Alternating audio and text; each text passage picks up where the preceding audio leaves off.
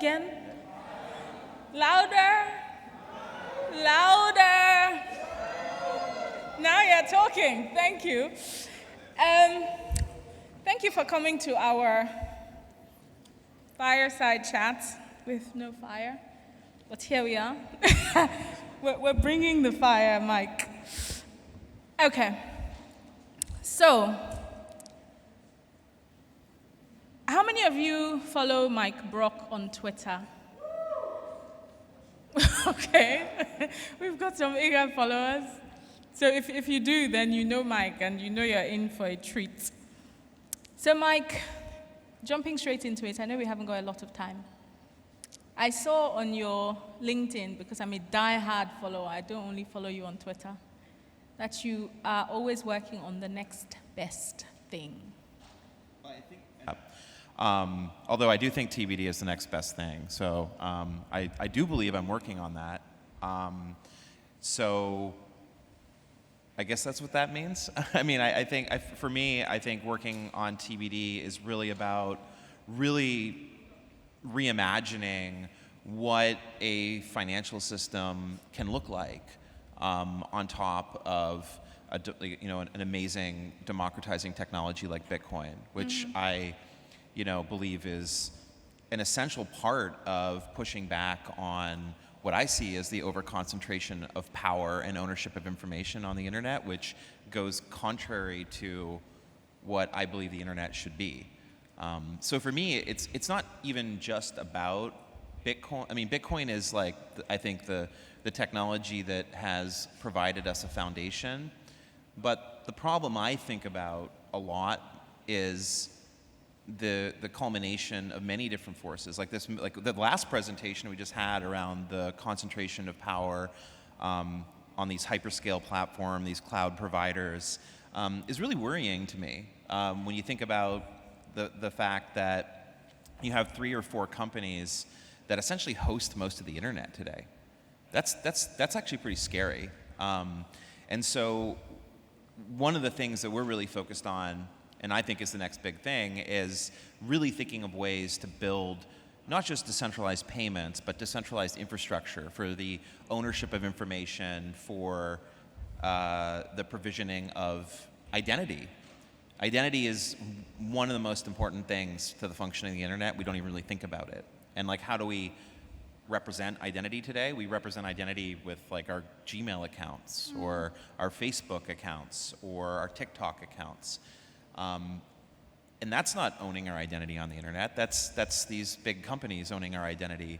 And so we have really identified at TBD that in order for us to build truly decentralized financial services that allow us to build the next generation of like commerce and platforms, we really need to start with a strong concept of having self-sovereign identity. And so that is what Web 5 is about. It's ultimately about building an infrastructure by which you can start from the perspective of someone who has their own self-sovereign identity.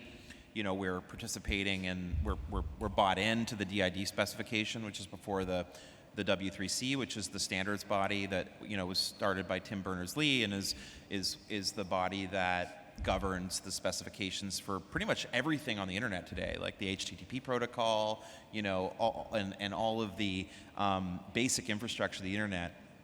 And so we're really leaning in there, and we believe that solving that problem is what's going to really open up Bitcoin to the sorts of like applications that can reach people in their daily life. In particular, in places like Africa and South America, Latin America, where as you probably well know, like 1 billion people do not have access to digital financial services. I mean, about 1 billion people don't have access to any form of identity. There are millions and millions of people who are born on this continent who have no evidence of their birth, and try to go from that to actually getting some form of like government identification. Like, think of like in this modern world, like how do you like bootstrap yourself into a world where being able to prove who you are is pretty important. And when I say that, a lot of people think about KYC, and I'm not talking about KYC.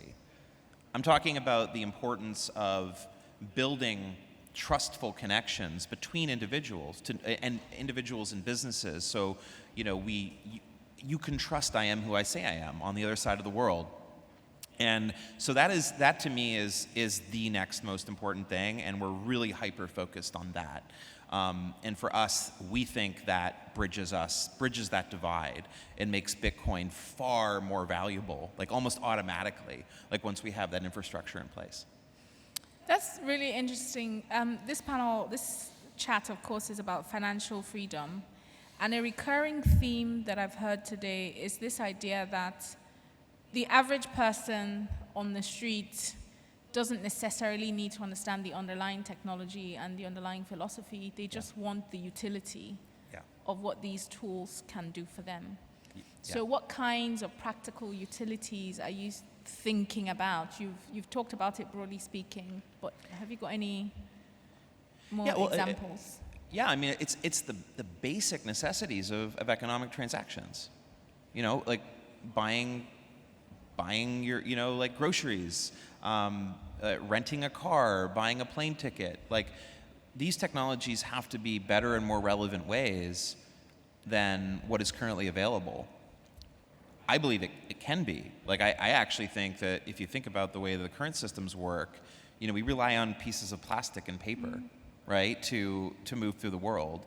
And we have something that's like potentially far more like user-friendly in the form of digital identity and digital payments that should be completely seamless. It should be completely seamless for me to sign up for a new service or, like rent a car or buy a plane ticket. Like, there's no reason why I should be filling out forms, taking pictures of pieces of plastic and uploading it to some, identity verification services, which checks all these public databases. And honestly, those aren't even very good. Like, fraudsters still get through that. And those are real costs that get imposed on all of us. Like, that's one of the things that people don't think about, right, is that, when we don't have a good way for people to identify themselves with each other, it's just an open door for fraudsters to take advantage of people. And then when people take advantage of people and people lose money, people have to bake that into the prices, and they have to pass those fraud losses on. Those are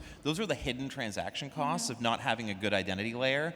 And so that's and once you solve that, you actually have something which is better than we currently have today, which means lower transaction costs, lower friction, more trust, and which ultimately leads to higher, better, higher fidelity applications that are way more joyful to use and easy. And like as you're saying at the beginning of that question, it should be easier than today.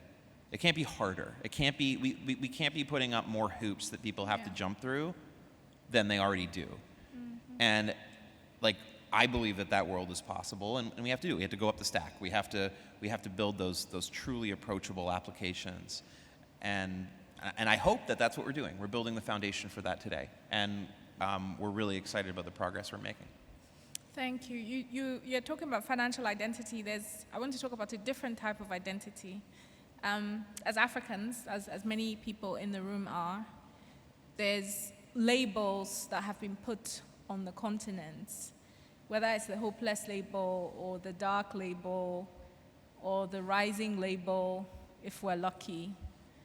And I've heard you talk about, I've seen you tweet about labels and this idea of us needing to renegotiate the relationship of the labels. And my question is, how do you navigate this label of Africa as being a place where things need to be done to it or things need to be done for it, whereas I think we can all agree that it has to be, things being done with Africans or by Africans for Africans? How do you, as TBD, frankly, being a North American organization, how do you navigate this landscape where we need to renegotiate this relationship that Africa has with the rest of the world? Well, the relationship needs to change towards one of peers and not of you know, someone above and someone below.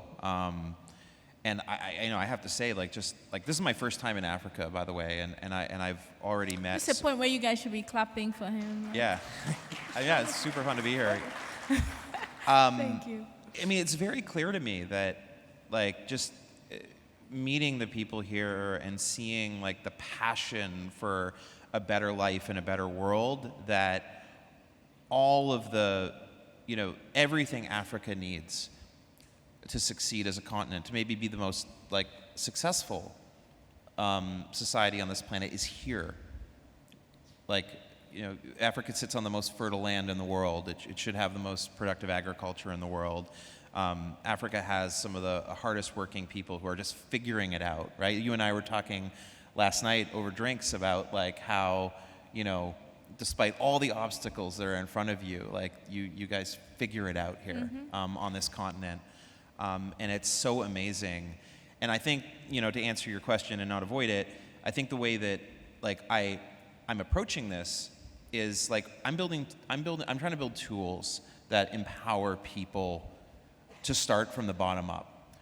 One, to take control of their own digital life, of their own sovereign identity, of their own financial situation, and then from there build community from the bottom up, and community that serves them, and ultimately, I hope, turns into, you know, better governance. And you know, and as you say, you follow me on Twitter. Like, if you do, like, I'm a huge proponent of the importance of democracy. And I've met many of you here who are like fighting for democracy on this continent. And I hope that one of the things that a tool like decentralized identity and Bitcoin together can do is create the ability to build bottoms-up community that is ultimately serving people where they are, and not how some other like foreign country or, you know, international organization says you should be. Because you guys know the problems that you face. You guys know the potential of Africa. You know your hopes and dreams. I don't. I'm not here to like, you know, like give a sermon on how to run your lives. But I am here to say that, like, look, we have an opportunity with these technologies to redefine our relationship with our digital selves and with the communities in which we exist, and to reimagine them in ways that work for us. Thank you for that. I know that lots of people here in the course of the day have talked about their story and how they got into Bitcoin. And many people here are sort of 2 years, fewer, and so on. At the moment, it feels like everything is conspiring against that commitment to Bitcoin, right? Like, the first keynote this morning was talking about how we need to go on the offensive, because at the moment it seems like we're playing defense. But it seems like there's the regulatory constraints, there's the resistance to adoption in some places, and then there's the FTX scandal that has just happened. So it just feels like if you're in the ecosystem at the moment, there's just so many things conspiring against your resolve. What's your take? What's your response to that situation? Yeah, I'm gonna go on a little bit of a limb here, and you know, I mean, I'll share my personal opinion. I mean, look, I think there's the people in this, a lot of the people in this room. I know many of you. I've had a chance to meet many of you. You know, have been like so clear-eyed about the principles of the technology and how it needs to be built to achieve these ends. And many, you know, people use terms like shitcoins, and we throw around terms like Bitcoin maxis, but like underneath that has been like a true recognition of what the what the invention of Bitcoin is, right? The invention of Bitcoin is about, well, we know what it is. We talk about it all the time. It's about censorship resistance, decentralization, and ultimately like financial sovereignty. That's what it is. Yeah. It's not anything more than that. And we now live in a world where this concept of blockchain turned into this giant like thing that everyone was chasing, and venture capitalists in Silicon Valley, where I've spent a large amount of my professional career, went out and threw billions and billions of dollars at these schemes, which quite frankly, to me, looking back on it, were, I don't want to, I'm going to be careful of the words I use here, but it kind of looked like pyramid schemes, right? In a lot of cases. So if I'm looking at it, and that might upset people. I probably have my comms people in the room. I don't know. They're probably gonna be upset at me. I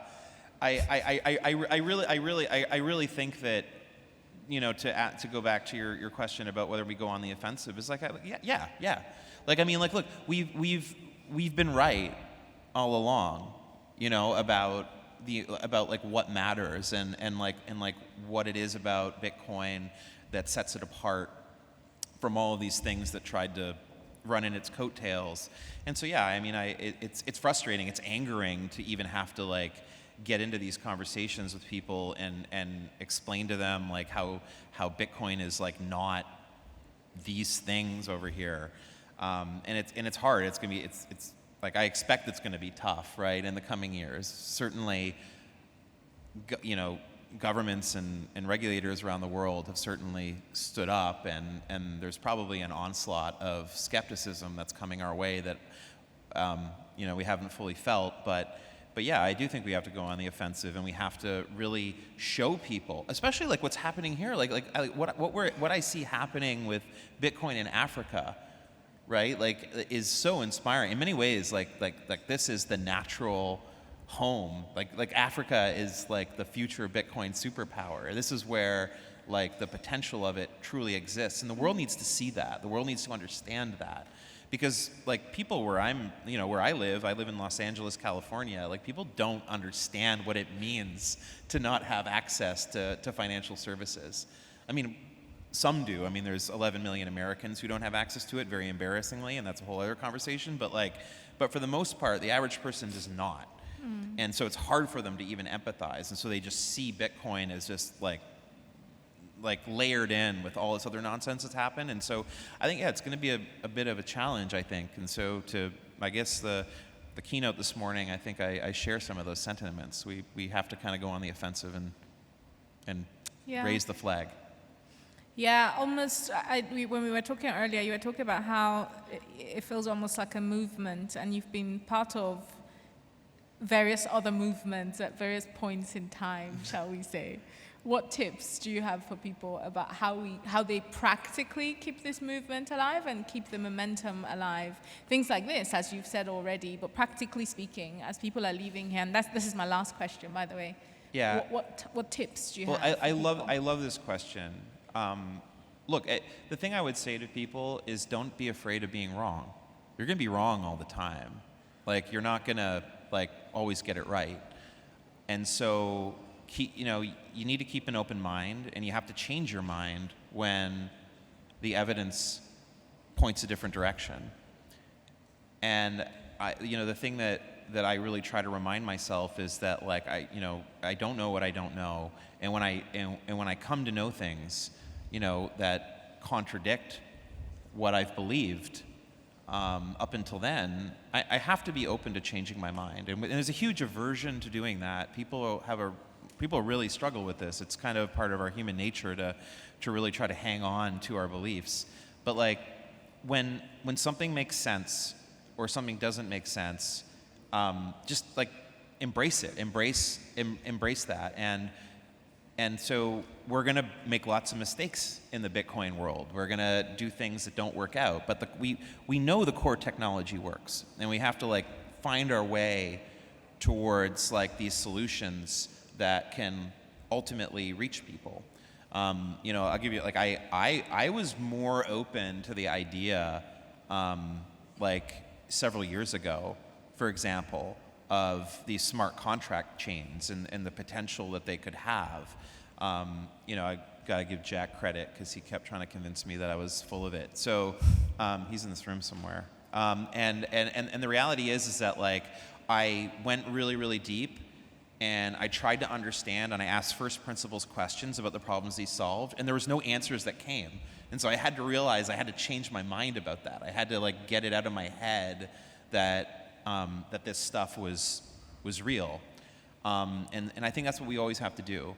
And that's how you keep things moving forward, is you stay firm with first principles, and you be prepared to change your mind when information presents itself that necessitates that.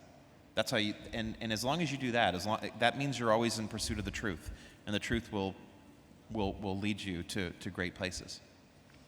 Thanks very much, Mike. I know we've run out of time, so there you have it, people. Mike Brock, the big chief at TBD, TBC at TBD. TBD. It's TBD. TBC at TBD. It's TBD. Thanks very much, everyone. Thanks, A round of applause for Mike.